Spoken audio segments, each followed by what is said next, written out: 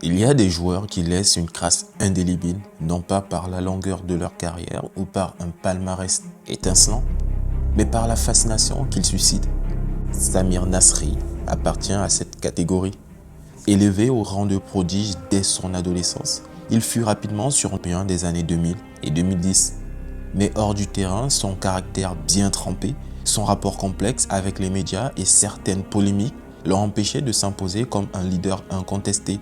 Samir Nasri, c'est donc l'histoire d'un joueur d'exception, à la fois adulé et critiqué, qui a connu des sommets en club, mais aussi des désillusions en équipe nationale. Une trajectoire brillante et tourmentée qui illustre à merveille les paradoxes du football moderne. Avant de continuer cette vidéo, je souhaiterais une fois de plus vous dire merci. Vous allez prendre cela comme une phase de redondance, mais je tiens fortement à vous signifier ma gratitude par rapport aux différentes vues, aux commentaires que vous laissez sur toutes les vidéos. C'est un plaisir pour moi de faire ces vidéos et j'espère que vous aussi, vous appréciez cela. Malheureusement, vous êtes plusieurs à regarder ces vidéos sans être abonnés et humblement, je vous demande de le faire et d'activer la cloche des notifications. Sur ce, bonne écoute. Samir Nasri voit le jour le 26 juin 1987 à Marseille dans une famille modeste d'origine algérienne. Ses parents, Hamid et Oussilia, s'installent dans le quartier populaire de la Gavotte-Perrette, dans les hauteurs de Marseille. C'est là que Samir grandit, entouré de ses frères et sœurs dans une atmosphère où le ballon occupe une place centrale. Notons que Samir Nasri a plus de 7 ans de différence avec sa petite sœur et plus de 11 ans avec ses deux petits frères qui sont des jumeaux. Et sur les terrains vagues, sous le regard bienveillant d'une mère qui croit dur comme fer au destin de son fils. Elle lui prédisa un destin de médecin, mais Samir, lui, pense qu'il veut devenir footballeur professionnel. Sa famille sera toujours son premier soutien, surtout sa mère, souvent décrite comme une figure centrale de sa carrière, présente à ses côtés lors de chaque étape importante. À seulement 7 ans, certains parlent déjà d'un futur crack.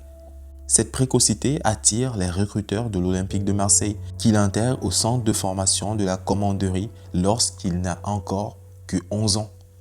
Dans ce nouvel environnement, Samir continue de briller. Ses entraîneurs le surnomment bientôt le petit Zidane, comparaison flatteuse mais lourde à porter. Comme Zizou, lui aussi marseillais d'origine algérienne, il impressionne par son toucher de balle et sa créativité. Mais plus encore, il possède un caractère fort, une personnalité affirmée qui le distingue de ses coéquipiers. Le jeune Nasri n'est pas seulement un espoir, il devient le grand projet du centre de formation marseillais, celui sur qui tous les regards se portent, l'enfant du pays qui doit incarner l'avenir de l'OM.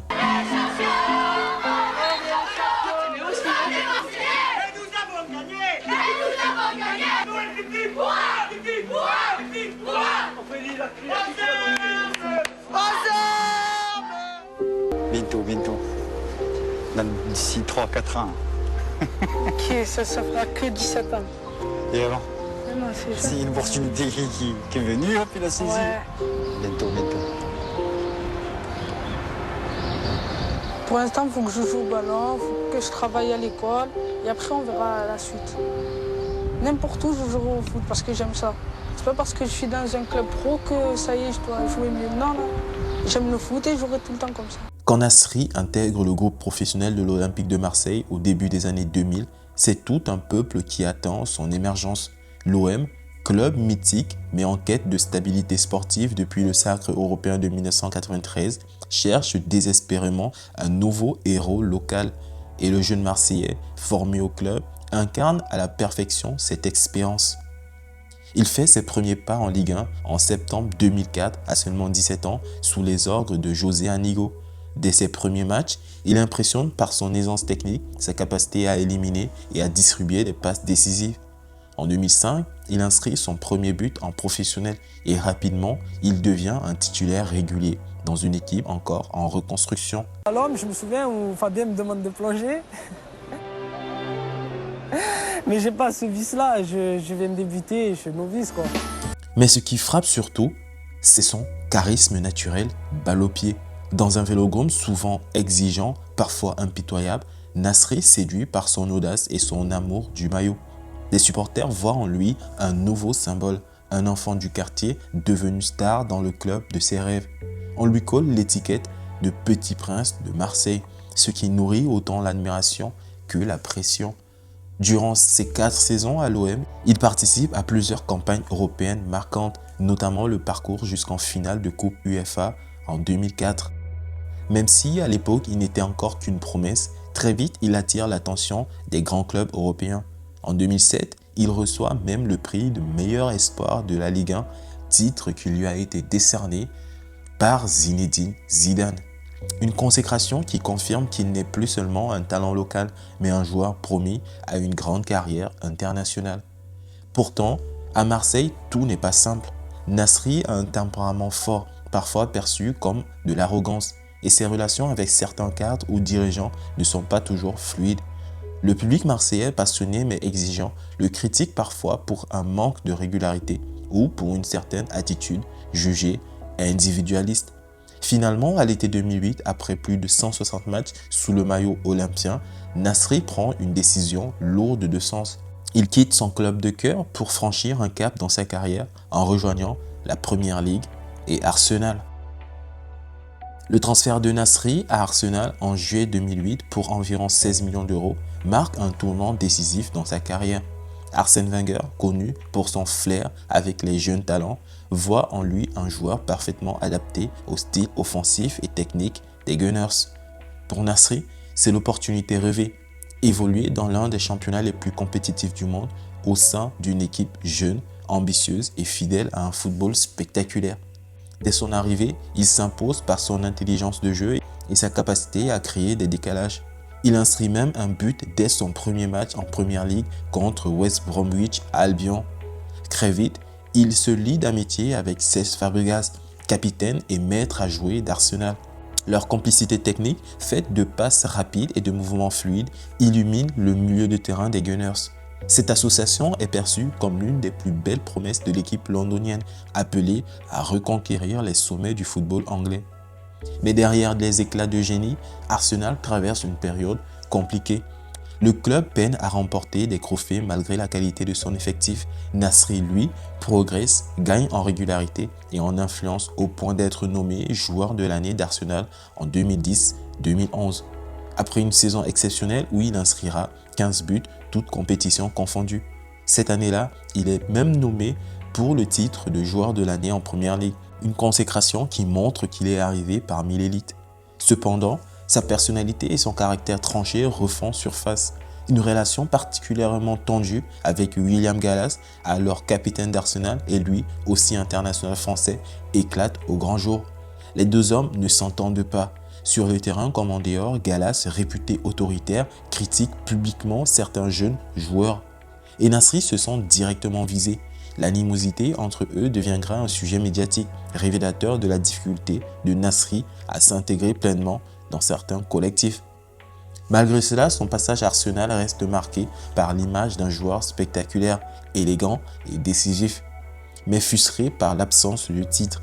En 2011, au sommet de sa carrière londonienne, il décide de franchir un nouveau cap en rejoignant Manchester City, un club en pleine ascension grâce à ses nouveaux moyens financiers. Un choix qui divise. Certains y voient une opportunité sportive, d'autres une décision guidée par l'argent. Si tu signes Samir Nasri connaît ses premières sélections en équipe de France en 2007, alors qu'il n'a que 20 ans. Raymond Domenech, alors sélectionneur, voit en lui un joueur capable de dynamiser le jeu tricolore. Très vite, il est présenté comme l'un des symboles de la nouvelle génération, destiné à succéder aux Zidane, Henry ou Vieira. Pourtant, son aventure avec les Bleus sera marquée par une succession de tensions, de malentendus et de polémiques. Nasri participe à l'Euro 2008, mais l'équipe s'effondre dès les phases de groupe. En 2010, il fait partie des grands absents de la Coupe du Monde en Afrique du Sud, écarté par Raymond Domenech dans un choix controversé de choisir William Gallas au lieu de Samir Nasri. Notons qu'ils ont eu des conflits en équipe de France entre Gallas et Nasri durant l'Euro 2008, ce qui poussa Raymond Domenech, pour la cohésion de son groupe, à faire un choix critique.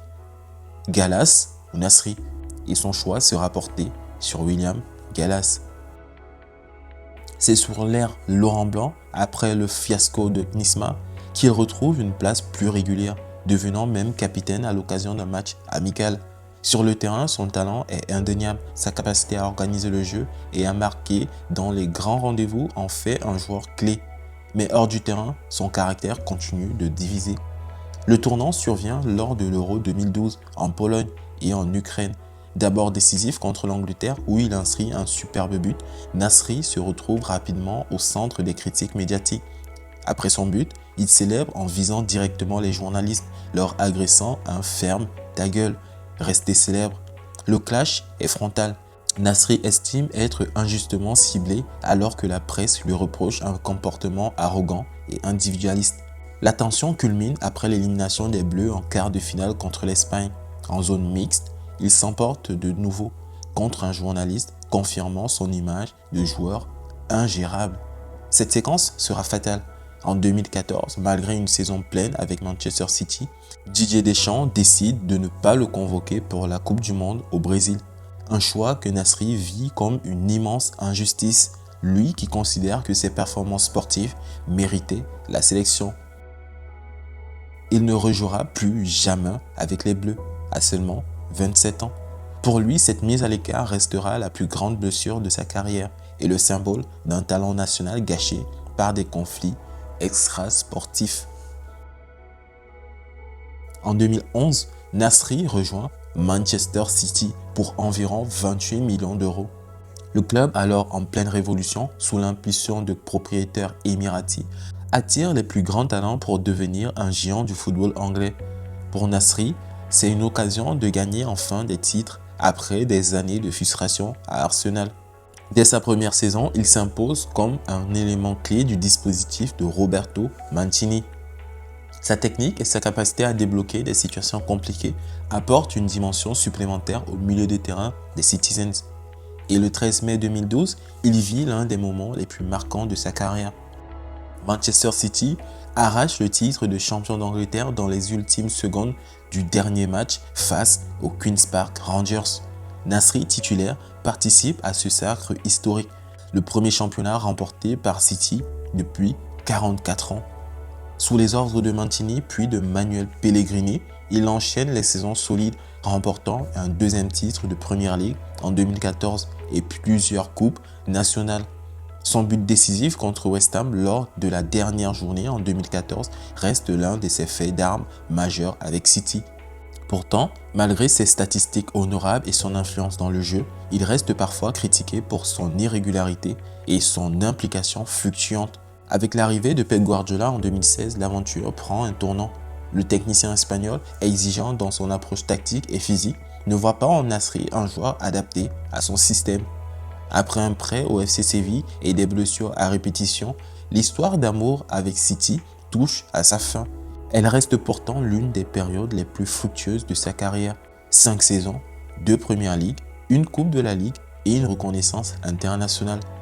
Nasri aura marqué Manchester City par son élégance et ses coups de génie, même si son passage laisse aussi un goût d'inachevé, lui qui n'a jamais totalement réussi à s'imposer comme une star mondiale à la hauteur de son immense talent.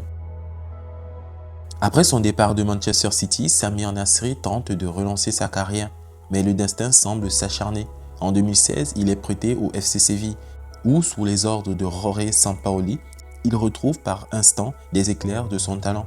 Cependant, des blessures récurrentes et des problèmes physiques l'empêchent de s'imposer durablement.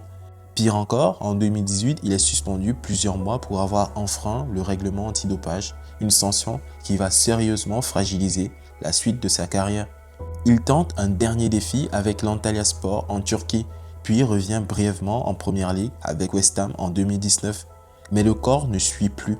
Nasri n'a plus la même explosivité et son football basé sur une vivacité et une créativité perd de son éclat.